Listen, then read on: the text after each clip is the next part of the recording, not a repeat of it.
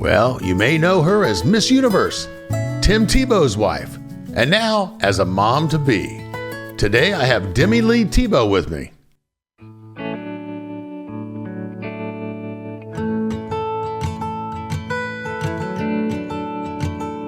Well, hello, little baby. Your eyes have never seen the sun. You should know, little baby, that I am the lucky one.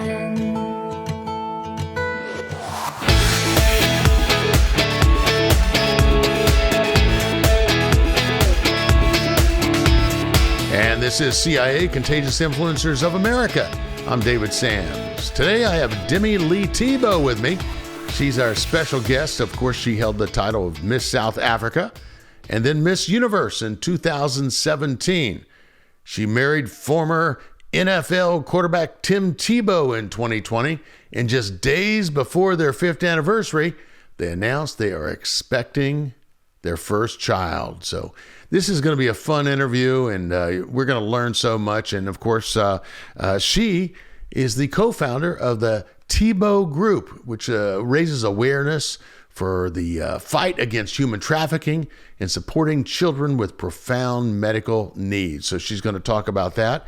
And also, she's going to talk about some of the things in her book. And she has a great book out right now. It's a best-selling book. It's called A Crown That Lasts. You Are Not a Label. And she's gonna dive into some of those topics. There's so much to talk about in this episode, including, by the way, her personal story of surviving an attempted carjacking. And that is an amazing story. So we're going to get to that in 60 seconds. But first, this. Hi, I'm Jackie Dorman. Are you longing for your soulmate?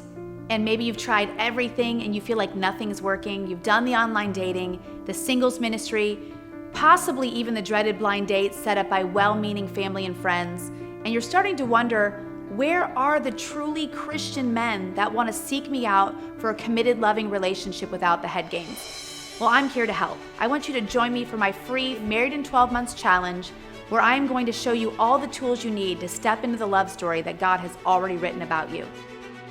I'm going to teach you about why now is your time, why God wants you married even more than you want to be married, what are the lies that are holding you back, the law of attraction that's biblical, and what are the tools to stepping into that bride that you want to become. So join me at lovestories.com for my free Married in 12 Months challenge, where we'll get you out of the waiting room and into the love story that you've been dreaming of.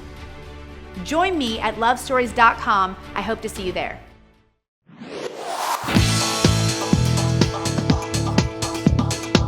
Hey, Demi, how are you?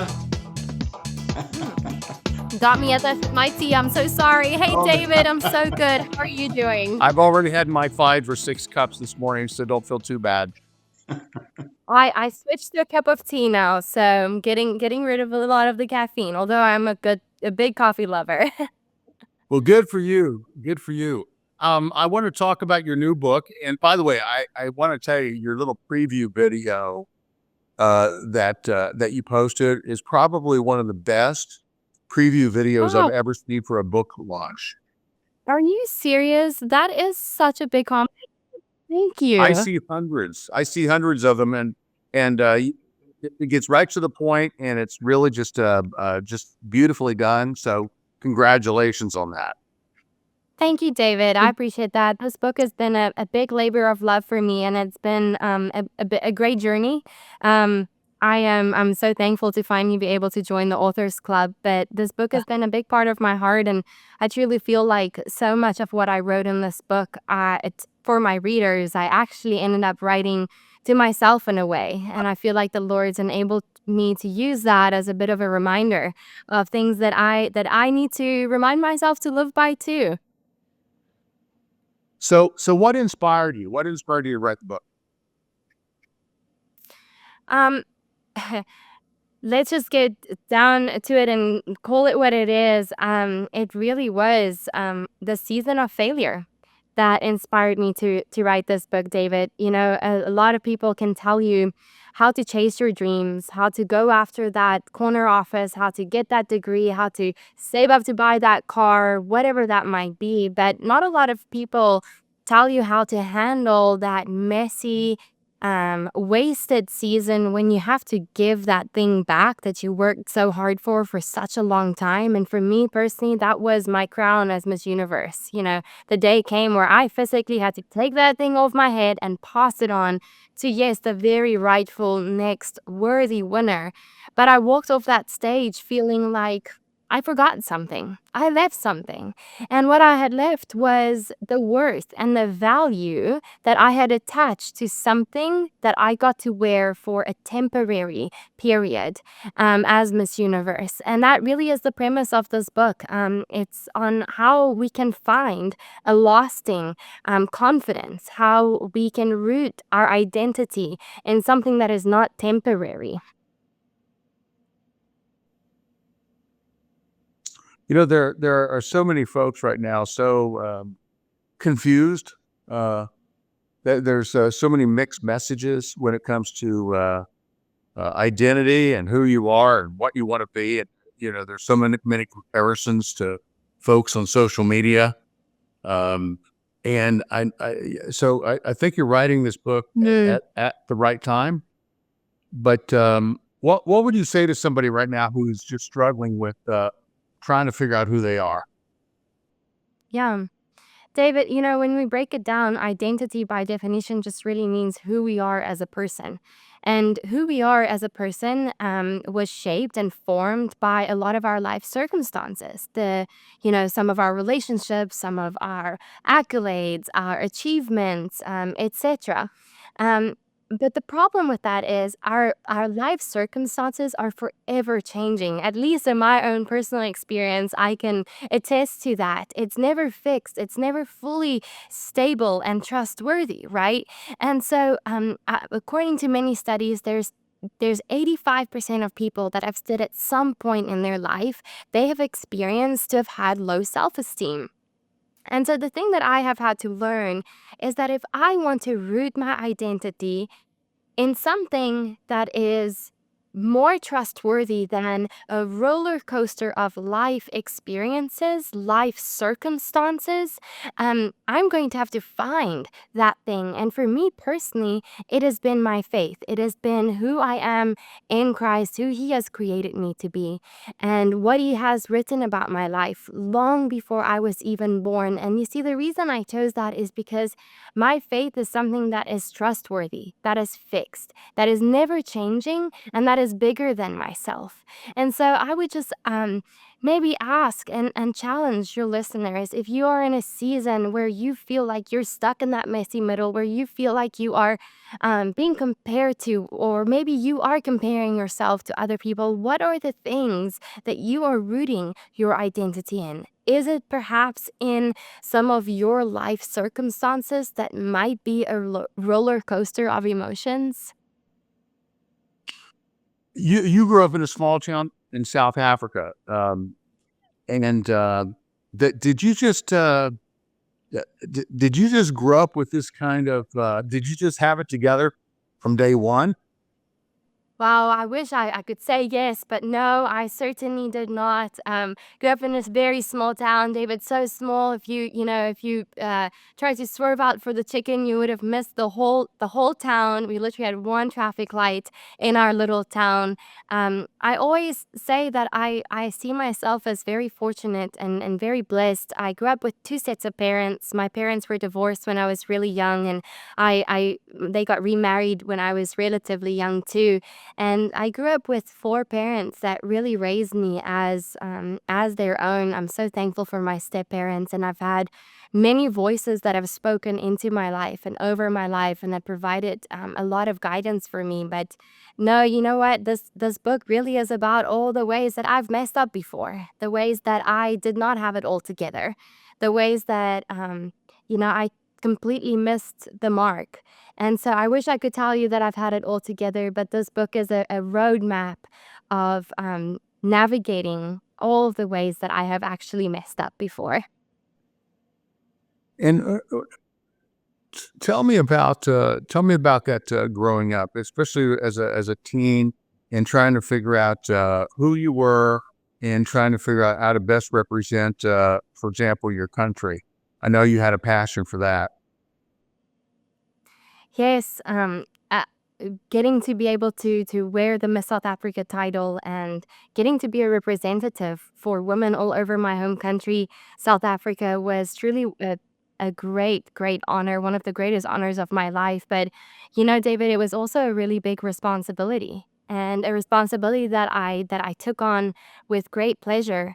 Um, Getting to compete at Miss Universe and representing South Africa on an international stage was, a dream come true. And I wanted to be able to not just make myself proud, but make my country proud. And when I ended up winning Miss Universe, it wasn't just a victory for myself, but it was a victory for every young girl, young boy that have ever had a dream.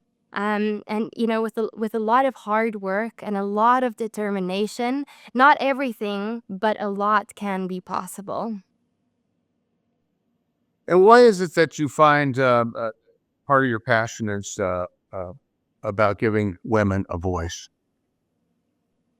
David, in 2017, I was stopped at a red traffic light by multiple armed men, and that was a very horrific incident. I don't know what my perpetrator's goal was. I just knew that it wasn't good. I ended up getting away from that situation. I actually write a whole chapter about this incident in my book, and I'm thankful that I got away from that situation. But that situation served as a catalyst to me learning about so many of the evils that we face in this world, and one of them is the fight against human trafficking. In 2017, when this incident happened, I would have probably told you that I thought human trafficking only happens in other countries far away, not here. It's only a Liam Neeson movie, right? Taken. But we learn and we know that the statistics tell us differently. There's an estimated 50 million people that is trapped in the evil of human trafficking right now as we speak. And when I got away from that incident, David, I knocked and I called for help on multiple windows. It was broad daylight, 5:30 in the afternoon, but nobody would stop to help me. Not one single person. And eventually later, as I kept running down that avenue, a young girl, she was 19 years old, stopped and she opened her car door and she led me to safety. And I'm so thankful for her. Not only that she led me to safety that day, but that she changed a big part of the trajectory of my life to encouraging me to not ever turn a blind eye or pretend not to hear, pretend not to see, just like all of the other cars did, but to be that one car that is willing to be interrupted to help somebody in need. And that incident has really served as the catalyst to me having a heart for women all over the world and children all over the world, and using the community and the platform that I have to be able to impact lives for the better. And why is it that you think about it? Why?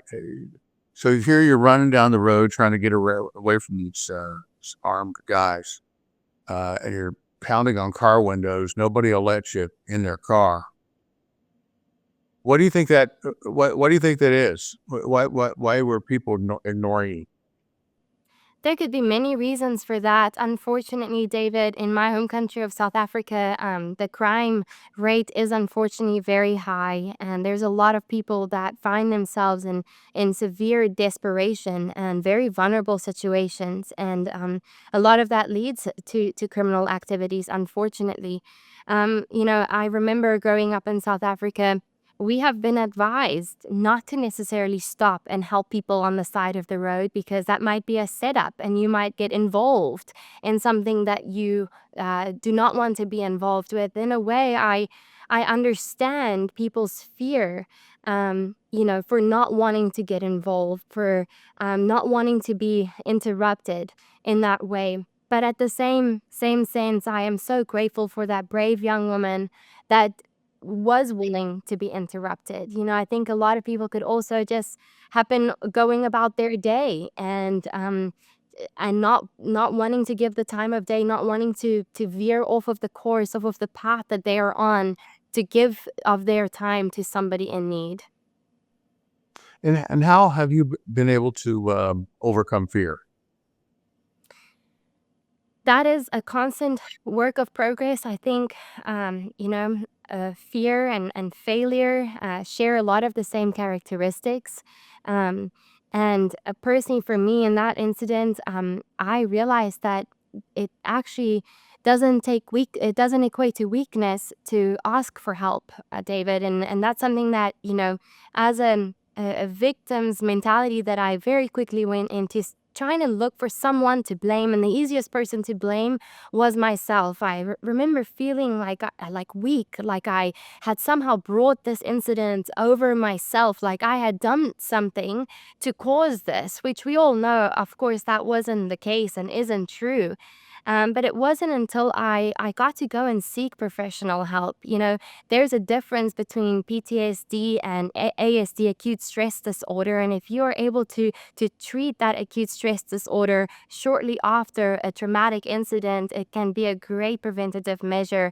I have learned, according to the experts, to prevent something like PTSD from occurring. So with a lot of counseling, surrounding myself with loved ones, and ultimately knowing the ultimate truth, and knowing that the enemy wants to corner us, wants to isolate us, and wants to put us in the darkness. My pastor, Joby, at the Church of 1122 always says, if we want to pick a fight with the enemy in darkness and alone, we're likely to get our butts kicked.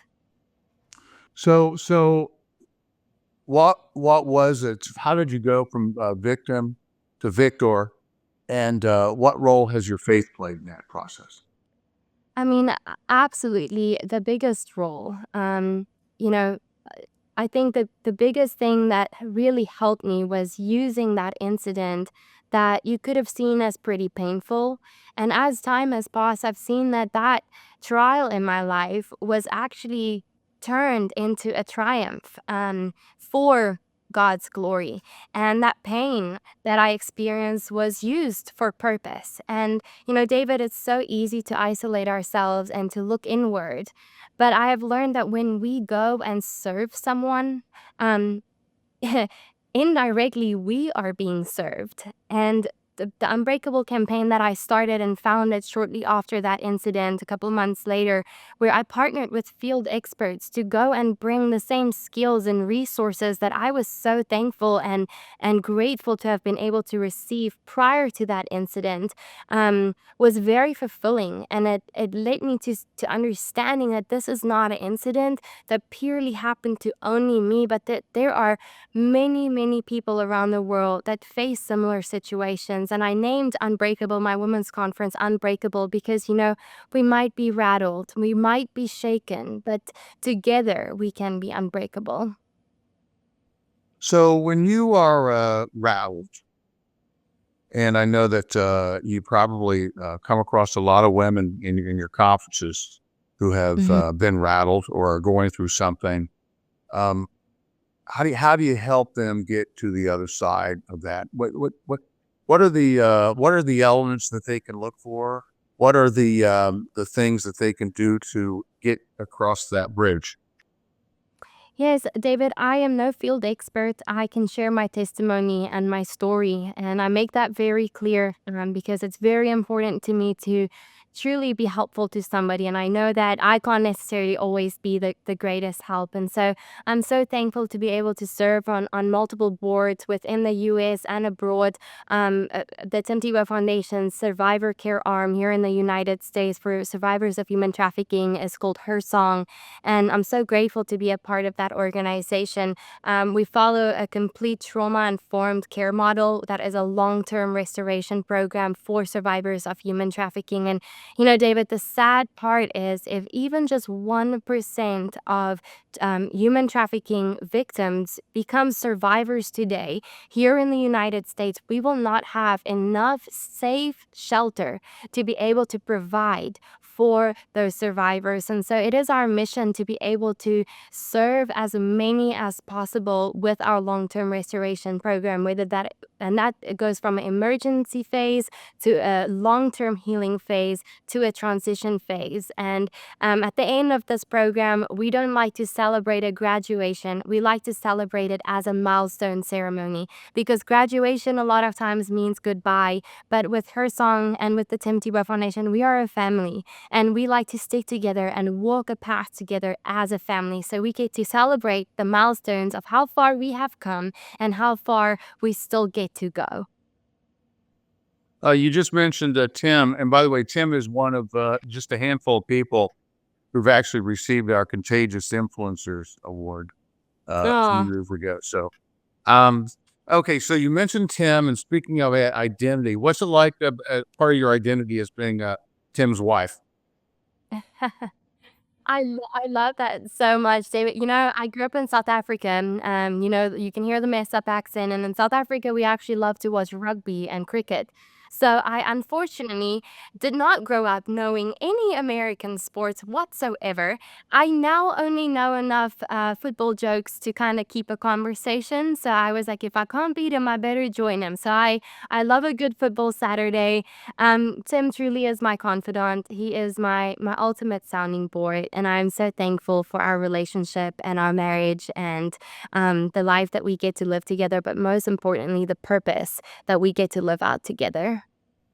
Yeah, that's got to be pretty cool. So when you two compare notes about where you are and where you want to go, where what you want to be when you grow up, so to speak. Um, how much say do you have? Oh, yeah. I mean, David, it's a partnership. I think we truly view our marriage as a partnership. And so I don't think it's about who says what when, but we love supporting each other. And like I said, we are each other's sounding board, and we love being able to do life together. Something that I've learned, and I write about this in my book so much, especially since so much of the messaging is based on identity. Marriage is, and my plan and purpose for my life is not solely dependent on my marriage, but my marriage is a vessel, one of the vessels that I get to use to live out my God-given purpose. Oh, that's pretty cool. So if how long have you been married now? 4 years going on 5. Okay, going on 5 years. So, um, what do you think your life would have been like if you had not gotten married 5 years ago and you were still single today? What do you think? What would be the road that you'd be on right now? I have no idea, David. That's a total hypothetical, and I don't know. I just trust that it would have been, whatever God has planned for my life. However, am so thankful that I got to meet my life partner 6 years ago, at this point, and that we've been able to walk this road together, because it truly is a blessing to be able to share my life and my heart and my dreams with somebody that I love so much. So it's pretty cool that God had a plan before you knew what the plan was. Yeah. And when you think about that today, you had no idea who Tim was a few years ago. You had no idea what football was. You had no idea what baseball was, apparently. And here, God had this big plan for you. So, let's look toward the future here. Um, what would be a surprise that God could that could pop up in your life that you were totally not expecting to happen in the next year or two? Wow, that's a great question. I am at the moment so focused on the book that I've written and launching that, finally joining the Authors Club, which has been so exciting, and I'm so thankful for. It's been such a fulfilling journey. So right now, that is my focus, and I think one of the greatest blessings that I think I could probably pray and wish for is just for the blessing in the ministry that we get to do together and the people that we get to serve. I think that would truly be one of the greatest blessings. There are so many people in need and so many people that we get to serve, yet there are so many people that are still unreached in so many parts of the world. And being able to reach more people and impact more lives and fight for people in their deepest, darkest hour of need would truly be the greatest blessing. So for somebody watching right now who thinks that God has forgotten about them, that they don't really know what their purpose is, they're a little bit lost right now. They just feel like they're just a number. What Yeah. words of encouragement could you give her? You know, David, in Psalm 139, 13-14, the Lord writes, and he says that, for you created my inmost being. You knit me together in my mother's womb. And I praise you because I am fearfully and wonderfully made, and your works are wonderful. Sorry, and that's not the Lord writing that, that's the author writing that. Your works are wonderful. I know that full well. And if you're listening to this, I hope that you know that that is a reference to you. In the Bible, we learn that humanity is the crown of creation. That means you are the crown of creation, and that his works are wonderful. And that means you are wonderful, and that you have been created for a specific purpose. And even though that might not seem clear right now, I want to urge you and encourage you to get closer, to draw closer to your Creator, and to understand truly what it is that he created you to be and who he created you to be. And before we get to do that, we need to understand who he is. And throughout scripture, we learn that the Lord of this universe is trustworthy, and therefore his character can be trusted. So in closing, what do you hope to accomplish with this book? David, my true prayer and hope for this book is that each reader gets to go and claim their true identity, that they will be able to go and build a lasting confidence, and that they will be able to walk with confidence in their God-given purpose. Thanks again, Demi. You can follow her on socials at Demi Tebow and check out her book, A Crown That Lasts, now available everywhere. This has been CIA, Contagious Influencers of America, from the producers of Keep the Faith. Do check out our website at KeepTheFaith.com. And by the way, we have a live stream now of Keep the Faith 24/7. So you can listen to our program right there at KeepTheFaith.com. Also available on the iHeart app and the Odyssey app. So do check it out. Just when you're searching on iHeart, just put in Keep the Faith Radio. And for all of our Contagious Influencers podcast episodes, check out ContagiousInfluencers.com. Until next time, I'm David Sams. Go out there and live that life in living color, because it sure is a heck of a lot more interesting than living in black and white. I'll see you next time.